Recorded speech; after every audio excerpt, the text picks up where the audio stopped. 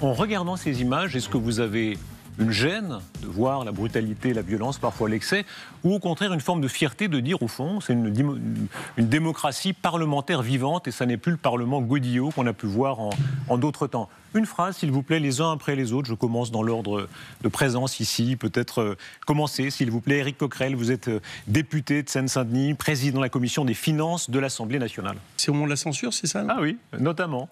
Écoutez, la censure, c'est juste l'expression démocratique qui aurait dû être respectée.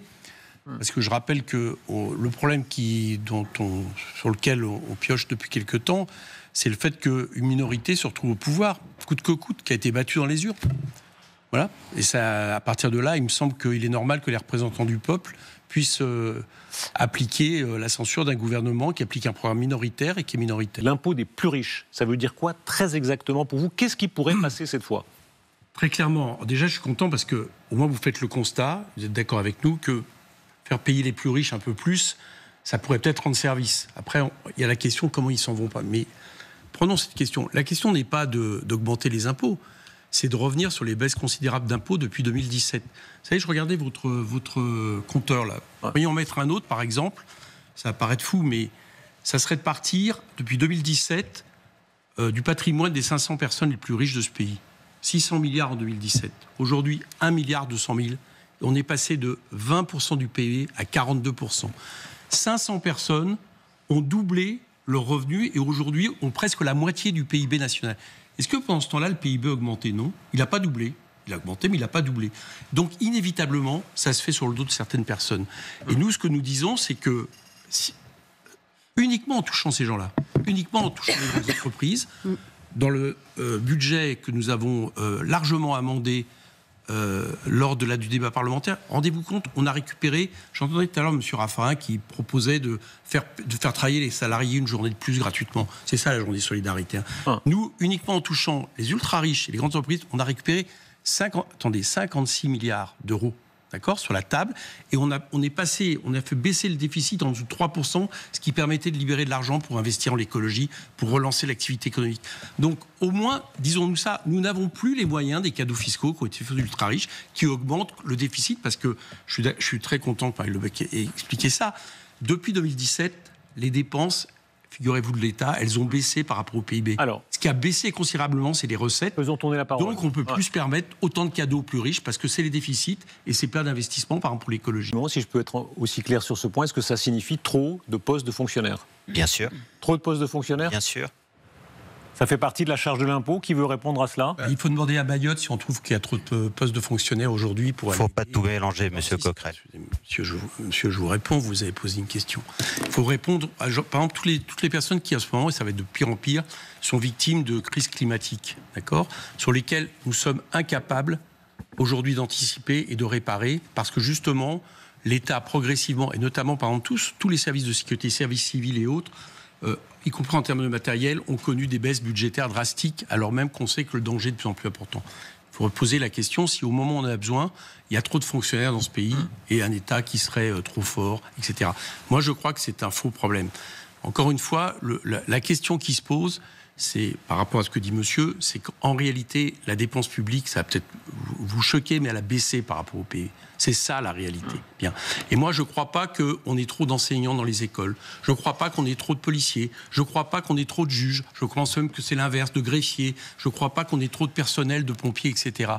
Le problème des fonctionnaires, c'est que quand vous commencez à serrer les métiers, au bout d'un moment, les gens qui vous disent qu'il y a trop de fonctionnaires, ils sont là, ils disent « Ah oui, non, sur ce secteur, c'est vrai, il y en a pas assez. » Donc, arrêtons avec ça. Arrêtons avec ce discours parce qu'on a, comme ça, fragilisé un État. Et je vous rappelle aussi autre chose, ça va peut-être paraître bizarre, mais un fonctionnaire, des dépenses publiques, c'est aussi des recettes. C'est des gens qui dépensent, qui consomment et qui, à un moment donné, enrichissent aussi le pays. Il faudrait peut-être s'en souvenir aussi. Dans tous les pays, il y a eu un moment, quand il y avait une grande crise financière, où on a dit qu'il faut faire maigrir l'État. C'est peut-être populiste, c'est peut-être... Attendez, je finis ma question. C'est peut-être trop libéral, trop populiste, tout ce qu'on voudra, mais ça a existé. Schröder en Allemagne, Thatcher en Angleterre. Dans des cas... Attendez, laissez finir. Dans des cas extrêmes, Milei en Argentine, etc. Est-ce qu'un moment français semblable aura lieu, ou est-ce qu'on est en dehors de ce monde-là? La liste de pays et des dirigeants que vous citez montre que c'est peut-être pas quand même un choix politique. une règle commune.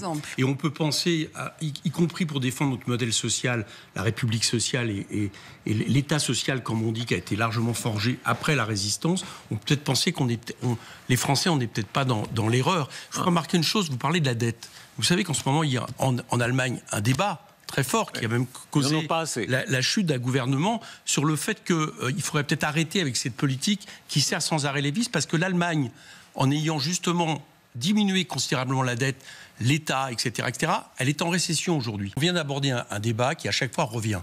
On veut toucher à la question du patrimoine, on nous dit vous touchez à l'héritage de tous les Français, et tous les Français qui ne payent absolument pas d'impôts se disent ah oui, on a peur. Ça c'est une vraie force d'avoir réussi à faire croire ça. Vous savez qu'aujourd'hui, dans la part de la richesse des patrimoines, autrefois, la part du patrimoine hérité, d'accord, elle représentait 35%. Aujourd'hui, elle représente 60%. Ça veut dire que selon l'endroit où vous êtes né, la famille dans laquelle vous êtes né, vous avez une inégalité de fait et de fait une constitution. Et c'est un débat qu'on reprendra. Éric Coquerel. L'abrogation de la réforme des retraites, d'abord, une première chose, c'est que si on était un peu démocrate dans ce pays, elle serait abrogée déjà. D'accord ? Elle a été imposée par un 49-3, il n'y avait pas de majorité. Ne refaisons pas l'histoire. Alors, répondez-là au premier. Oui, d'accord, mais c'est un petit peu important. C'est pas la première fois que vous dites. Non, je respecte votre rappel. Voilà, et puis je vais essayer d'avoir à peu près le discours que je veux, si vous me permettez. Tout à fait. Non, mais c'est important de le rappeler que c'est une réforme qui a été imposée à tous les syndicats, à peu près, selon les sondages, et c'est à peu près ce qui a fait la réalité, près de 80% des Français, et à l'Assemblée nationale, et qui, il y a encore peu de temps, a été imposé avec le fait de pouvoir faire perdre du temps dans une niche, sinon il n'y avait pas de... Donc partons déjà de ce point de vue-là. Bon. Et deuxièmement, là on voit bien qu'il essaie de gagner du temps par rapport à quelque chose qui monte du pays et qui aurait dû être respecté notamment depuis l'élection de juillet, parce que toutes les forces qui réclament l'abrogation sont très largement majoritaires à l'Assemblée, c'est le fait d'abroger, et puis après on discute. Il y a une conférence de financement qui a été proposée par les syndicats, il y a des solutions qui existent, et là on commence à discuter. Mais on commence par l'abrogation. Sur les compromis, je vous y ramène. Je voyais, vous étiez un peu critique tout à l'heure sur François Bayrou, vous le soupçonniez d'être un centriste un peu manœuvrier, qui veut simplement... Ce sont vos paroles. Qui veut promener le chien, comme on dit, c'est une expression populaire. C'est pas un centriste manœuvrier, je veux dire le fond du problème. C'est qu'il a été nommé par Emmanuel Macron, comme d'ailleurs M. Barnier avant, pour prolonger peu ou prou la même politique économique et budgétaire et financière. Il dit qui a été battu. Non mais je vous dis, on verra bien à l'arrivée, vous verrez quel sera son budget. Il est possible même qu'il reprenne l'ancien budget, vous verrez que ça va être ça à l'arrivée. Et donc, à partir de là, quand vous n'avez pas de majorité, quand vous avez une minorité, et même une minorité qui se divise entre elles, il faut que les gens qui nous écoutent sachent que, par exemple, pendant la discussion budgétaire, il y avait à peu près 20 à 30 députés de ce qu'on nous a vendu comme un socle commun pour défendre leur budget. Donc quand vous faites ça, eh ben, vous êtes obligé de trouver des expédients pour à tout prix tenir. Et donc il y en a un qui est le fait de faire semblant de reculer et en réalité maintenir par exemple cette réforme dont on sait que le chef de l'État ne veut pas qu'on la touche, parce que, y compris ceux qui sont derrière le chef de l'État, ne veulent pas qu'on la touche. Alors, quelle recette ? Madame dit avec justesse, il faut des recettes. Peut-être mieux rémunérer le travail. Parce que tout à l'heure, Jérôme Guedj disait, il y a de plus en plus de retraités pauvres. Mais figurez-vous, il y a de plus en plus de travailleurs pauvres aussi. Dans les augmentations des 2 millions d'emplois qu'on nous vend sans arrêt, vous avez par exemple 700 000 personnes qui sont des travailleurs ubérisés. Pas de cotisation, absolument rien. Qui ont été créés depuis 2017 de manière large. Vous savez comment ils ont été créés ? Parce que rien ne vient au hasard. Il y a eu un amendement en 2017, en juillet 2017, et on a doublé le plafond autorisé pour les travailleurs, les travailleurs indépendants ou auto-entrepreneurs. Du coup, les plateformes se sont jetées dessus. Donc, le problème de fond, c'est que le travail n'est pas assez rémunéré. Et on va en parler très justement avec Coquerel tout à l'heure. Justement. Et comme le travail n'est pas assez rémunéré, que les cotisations, du coup, c'est-à-dire ce qu'on appelle le salaire différé, n'est pas assez rémunéré, eh bien, à un moment donné, il manque de l'argent. Toute la question de fond, c'est pour ça qu'on ne peut pas juste, contrairement à ce que dit Geoffroy Dillier, regarder combien de personnes travaillent pour combien d'actifs. Il faut regarder aussi quelle est la richesse nationale, par exemple, depuis 30 ans. Elle n'a pas cessé d'augmenter. Quelle est la productivité des travailleurs sur le long terme ? Donc, il a considérablement augmenté. Ça veut dire qu'on exagère. Donc, la question, je termine. Attendez, laissez-moi aller jusqu'au bout, bien sûr. Mais je vais essayer d'exagération. Si vous me laissez finir, vous allez voir. Les retraites, à peu près, c'est 13% du PIB. D'accord ? Dans 20 ans, c'est 13% du PIB. Ça ne sera pas plus. Donc, la question, c'est... À partir du moment où la richesse, on produit plus de richesse, quelle part on entend réserver aux personnes qui sont retraitées ? Et toute la question est là, et ça revient sur la discussion que j'avais tout à l'heure, où je disais que depuis 2017, il y a une autre part qui a considérablement augmenté, trop augmenté, qui est la part qui va justement sur des revenus du capital. Et du coup, ça manque en revenus du travail. Là, alors, en général, c'est l'attractivité du travail. On comprend bien, mais évidemment, alors les agriculteurs, c'est, si je peux me permettre, un des secteurs. Mais évidemment, le salaire compte énormément. Vos réponses là-dessus, sur toutes les questions. Excusez-moi, mais ce que pose madame, moi, je l'ai transposé sur la question du salaire. Mais globalement, les productifs, ceux qui produisent les richesses dans ce pays, ils ne gagnent pas assez par rapport à ce qu'ils produisent. Les produits agricoles ne sont pas payés au prix où ils devraient l'être. C'est ça qu'il faut interroger.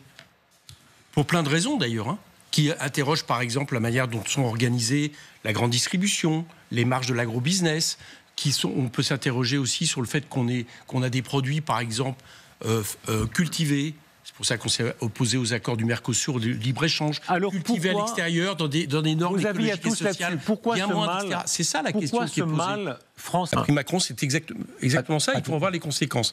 On a décidé de payer en prime, d'accord ? C'est pas du tout ça. Pour augmenter le pouvoir d'achat, les salariés.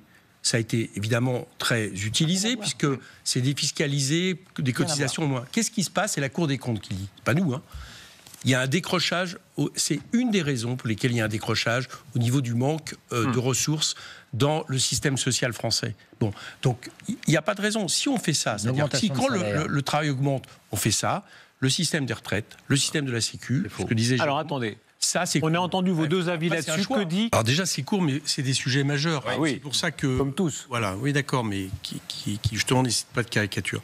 Premièrement, il faut le dire, vous parliez de Bruno Le Maire tout à l'heure. Moi, j'ai lu son bouquin. Ce que Bruno Le Maire propose, c'est en réalité de venir à un système qui ne serait plus un système assurantiel, mais qui serait un système de solidarité. C'est-à-dire, les personnes qui sont défavorisées, on fait en sorte que leurs frais de santé soient remboursés et les autres se débrouillent. Autrement dit, c'est un système qui tourne le dos au système assurantiel. Est-ce que ça fonctionne dans le monde ? Comme ça a été dit tout à l'heure, en réalité, les gens se soignent. C'est-à-dire, les gens qui ont de l'argent peuvent se soigner. Les frais de gestion, par exemple, aux États-Unis, de toutes les officines privées qui travaillent là-dessus, elles sont supérieures aux frais de gestion de la sécurité sociale. Autrement dit, c'est un problème de savoir si c'est publiquement, on assume, ou alors on dit aux gens, allez vous débrouiller comme ils veulent. Alors maintenant, sur l'équilibre, est-ce que ça coûte trop cher ? Déjà, il faudrait peut-être arrêter de faire payer à la Sécu des sommes qui sont indues. L'exemple des masques était un très mauvais exemple. La Sécu n'a jamais été faite pour faire en sorte qu'on se débrouille pour... faire en sorte qu'il y ait des entreprises qui continuent à fabriquer des masques en France, qu'on aurait dû s'inquiéter. C'est pas sa mission. Ça, c'est quelque part le budget, à un moment donné, santé de l'État. C'est pas le budget de la sécurité sociale. Le budget de la sécurité sociale, c'est de faire en sorte que les gens puissent avoir accès à la santé en reposant sur ce qui est produit par le travail, ce qui est la richesse produite par le travail, d'où les cotisations. Bon. Et si on revenait à ça, eh bien on s'apercevrait que le système n'est pas si déficitaire. Allez, un dernier mot là-dessus. Arrêtons déjà d'exonérer 70 milliards, par exemple, les cotisations qui sont contrebalancées par la TVA, ce qui fait que c'est de l'argent qui manque ailleurs. D'accord ? Et arrêtons, par exemple, de faire autant de sommes indues à la sécurité sociale, et vous allez voir qu'on aura un système qui va s'équilibrer plus facilement.